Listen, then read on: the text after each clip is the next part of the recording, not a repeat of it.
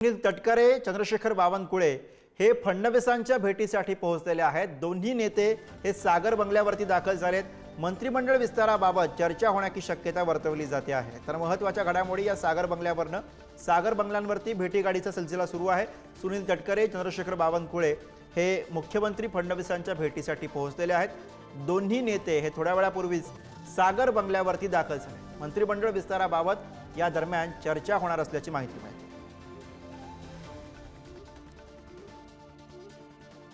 तर मंत्रिपदी कुणाची वर्णी लागणार याबद्दल प्रचंड उत्सुकता आहे, प्रचंड चर्चा आणि शक्यता आहे। आणि त्याच दरम्यान आता ही महत्त्वाची बैठक ही सागर बंगल्यावरती होते, जेव्हा सुनील तटकरे, चंद्रशेखर बावनकुळे हे देवेंद्र फडणवीस यांच्या भेटीसाठी सागर बंगल्यावरती दाखल झालेले आहेत।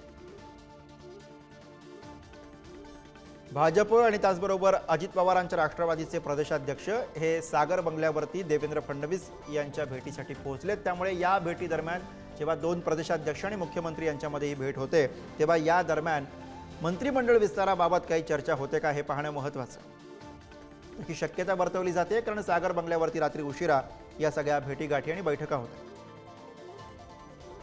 आणि याच विषयी आपण अधिक बोलूया। प्रतिनिधी वैभव घाग सध्या आपल्या सोबत आहेत। वैभव, साधारण कधीपासून हे तीनही नेते सागर बंगल्यावरती उपस्थित आहेत? आणखी कोण कोण नेते हे सागर बंगल्यावरती या क्षणाला, आणि काय नेमकं कळतंय, कशाबद्दलची चर्चा आहे?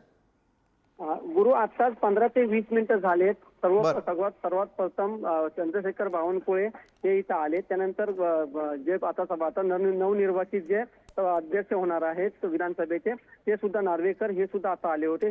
ते मात्र चर्चा करून निघून गेले। त्यानंतर सुनील तटकरे जे राष्ट्रवादी काँग्रेस अजितदादा गटाचे, ते सुद्धा आलेले आहेत। या तिघांमध्ये सध्या चर्चा सुरू आहे। विधिमंडळाच्या मंत्रिमंडळाच्या विस्ताराबाबत ही सध्या चर्चा सुरू आहे, अशी माहिती मिळते।